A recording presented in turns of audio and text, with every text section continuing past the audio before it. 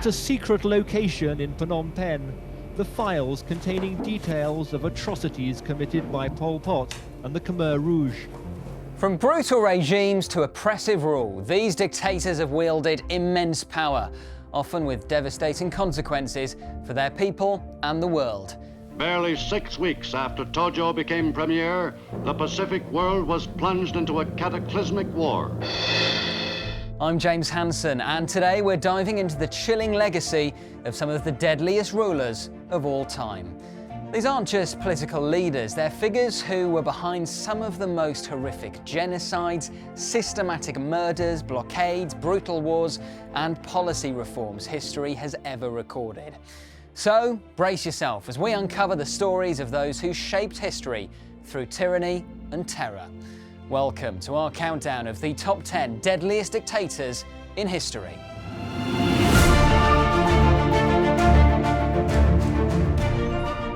Okay, starting off our list, and in 10th place is Nicholas II. The last emperor of Russia is often characterised as a brutal dictator due to his autocratic rule and the repressive measures he employed to maintain power. His reign was marked by a staunch refusal to modernise the political system, despite the growing demands for reform from a rapidly industrialising society. This inflexibility led to widespread discontent among various social classes, especially the working class and peasants. The brutal suppression of dissent was a hallmark of Nicholas's rule. His government used the secret police, the Okhrana, to stifle opposition, often resorting to violence against protesters and political dissidents. The 1905 revolution revealed the extent of his brutality. Rather than addressing the grievances of the populace, Nicholas ordered the military to fire on peaceful demonstrators, leading to the infamous Bloody Sunday massacre. Additionally, Nicholas II's handling of World War I exacerbated the suffering of the Russian people. His military mismanagement resulted in staggering losses, food shortages, and economic collapse. The resultant despair fueled revolutionary sentiments, ultimately culminating in the Bolshevik Revolution of 1917. His inability to adapt to changing social dynamics and reliance on repression solidified his legacy as a brutal dictator. The eyes of the world are on this Baghdad court. Saddam Hussein's trial, sure to become one of the most significant criminal trials in history. Next up in our ranking is Saddam Hussein, whose iron rule over Iraq was filled with grandiose visions of power and the blood of his own people. From chemical attacks on the Kurds to devastating wars, Saddam left a trail of death and destruction. Rising to power in 1968, Saddam maintained control through fear, employing a vast network of secret police and intelligence agencies to suppress dissent and eliminate political opposition. One of the most notorious aspects of his rule was the violent repression of ethnic and religious minorities, particularly the Kurds and Shiites. The Anfal campaign of the late 1980s, which included chemical attacks, resulted in the deaths of tens of thousands of Kurds. Similarly, after the Gulf War in 1991, Saddam brutally crushed Shiite uprisings, leading to mass executions and further atrocities. Saddam's regime also utilised propaganda and cult of personality tactics to maintain his grip on power, fostering a climate of fear and loyalty through brutal crackdowns on anyone perceived as a threat. His invasions of neighbouring countries, including Iran and Kuwait, further destabilised the region and caused immense suffering. Overall, Saddam Hussein's legacy is one of terror, marked by systematic violations of human rights and a relentless pursuit of absolute power. All right, taking our 8th position is Mengistu Haile Mariam, whose reign over Ethiopia was marked by one of the most ruthless campaigns of political terror. After overthrowing Emperor Haile Selassie, Mengistu established a Marxist-Leninist regime that employed violent tactics to suppress dissent and consolidate power. His government implemented the Red Terror campaign in the late 1970s, targeting perceived enemies of the state, including political opponents, intellectuals, and anyone associated with the previous regime. Thousands were executed, imprisoned, or disappeared, creating a climate of fear across the nation. Human rights organisations estimate that hundreds of thousands were killed or tortured during this period. Mengistu also presided over disastrous economic policies and forced resettlements, which exacerbated famine and suffering. The 1983 to 1985 famine resulted in the deaths of an estimated 1 million people, largely due to government mismanagement and neglect. Instead of addressing the crisis, Mengistu's regime focused on military campaigns against rebel groups, further straining resources. Ultimately, Mengistu's brutal tactics, human rights violations, and failure to respond to the humanitarian crisis solidified his legacy as one of Africa's most notorious dictators. His regime's impact continues to resonate in Ethiopia today. Okay, next on our list is Kim Il-sung, who didn't just lead North Korea, he built the world's most isolated dictatorship. His iron grip and cult of personality turned the country into a prison state, where political purges and famine were everyday realities. Ascending to power after World War II, he established a totalitarian state characterized by extreme control over every aspect of life. Under Kim, dissent wasn't tolerated, political opponents were systematically purged, and countless individuals were executed or sent to labour camps. The regime's cult of personality was a central feature, with Kim portrayed as a godlike figure.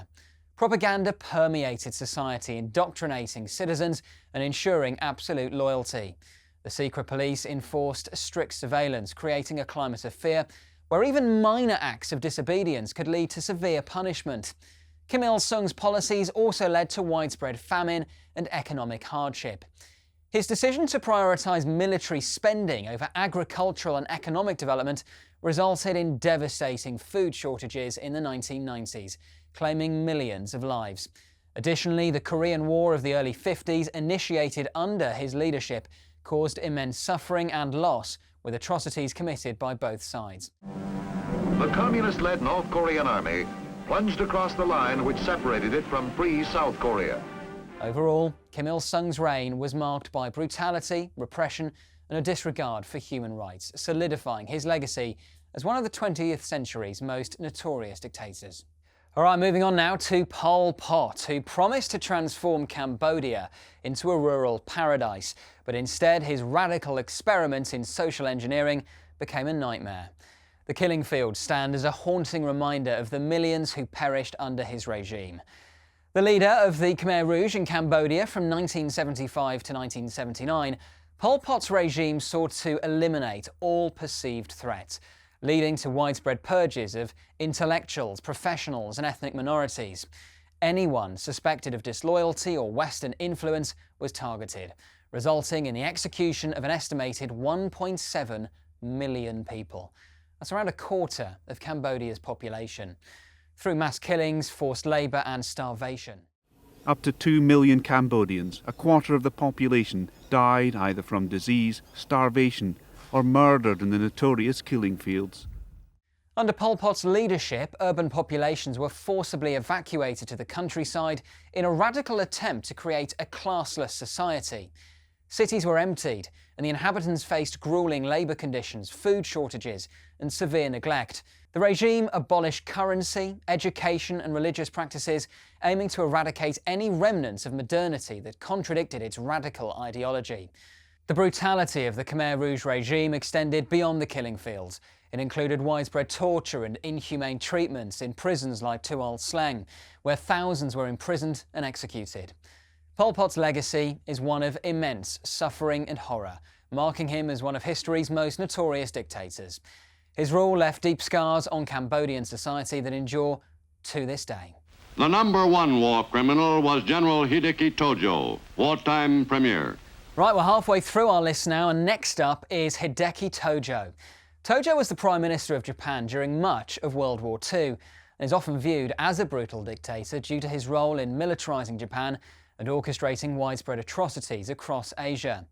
Serving as a general in the Imperial Japanese Army, Tojo played a pivotal role in promoting aggressive expansionist policies that led to brutal conquests in China, Korea, and other territories.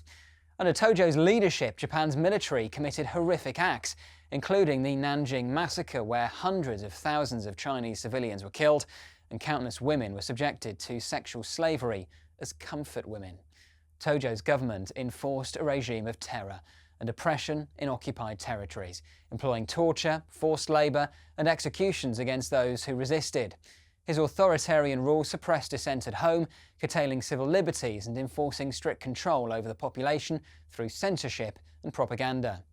Tojo's militaristic ideology glorified sacrifice and obedience, fueling a nationalistic fervour that justified his regime's brutal actions. After Japan's defeat in 1945, Tojo was tried as a war criminal and executed in 1948. His legacy remains one of tyranny and violence, marking him as a key figure in the brutal military dictatorship that led Japan into a catastrophic war. Moving on now to King Leopold II of Belgium, who's often regarded as a brutal dictator due to his exploitative and oppressive rule over the Congo Free State from 1885 to 1908. Under the guise of philanthropic efforts to civilise Africa, Leopold established a regime characterised by extreme violence and human rights abuses, driven primarily by the desire for profit from rubber and ivory. Leopold's administration employed brutal tactics to enforce labour demands on the Congolese population. The Force Publique, a military force created to maintain order, used terror, including executions and mutilations, to compel villagers to meet quotas. Reports of widespread atrocities, including the severing of hands as punishment for failure to produce rubber, emerged during this period, leading to an estimated 10 million deaths.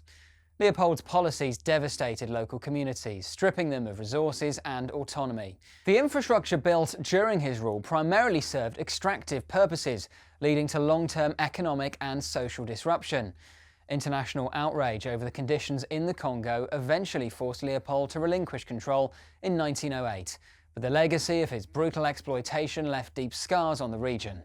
Leopold II's reign exemplifies the darkest aspects of colonialism, marking him as one of history's most notorious dictators. This is the will of God. Now it is obvious why I think it is my duty to the nation to save the German people from the danger of communism. Okay, here we go into our top three now of the deadliest dictators of all time. And in our spot is Adolf Hitler. The leader of Nazi Germany from 1933 to 1945, Hitler is universally recognised as a brutal dictator due to his totalitarian regime and the catastrophic impact of his policies. Hitler's rise to power was marked by the suppression of dissent, with the establishment of a police state that utilised the Gestapo to instill fear among the populace.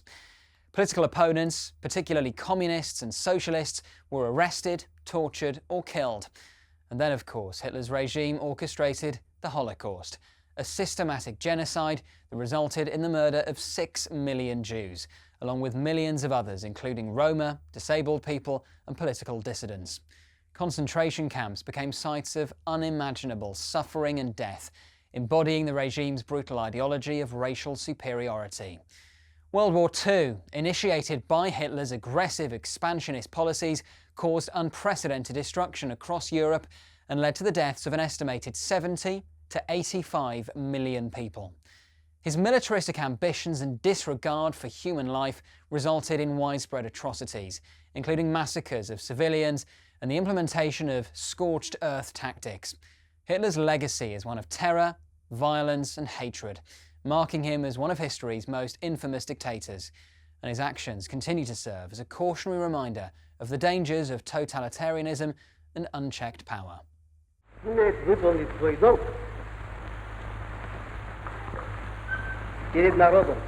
Next up is Joseph Stalin, who turned the Soviet Union into a global superpower, but at a staggering cost. His brutal purges, forced labour camps and paranoid control over every aspect of life left millions dead and an entire nation in fear. Stalin's rise to power was marked by the elimination of political rivals and dissidents, culminating in the Great Purge of the late 1930s, during which hundreds of thousands were executed or imprisoned. His government employed secret police, censorship and show trials to instill fear and maintain control. Stalin's forced collectivization of agriculture led to widespread famine, particularly the Holodomor in Ukraine, which resulted in millions of deaths. He aimed to rapidly industrialize the Soviet economy, but did so at the expense of human life and suffering, with workers enduring harsh conditions and brutal punishments for failure to meet production quotas. Stalin's regime was characterized by a cult of personality, portraying him as an infallible leader. His aggressive foreign policies and paranoia further fueled international tensions, contributing to the Cold War. Overall, Stalin's legacy is one of terror, oppression and massive human rights violations, marking him as one of the most brutal dictators in history. His rule left deep scars on Soviet society and continues to influence perceptions of totalitarianism.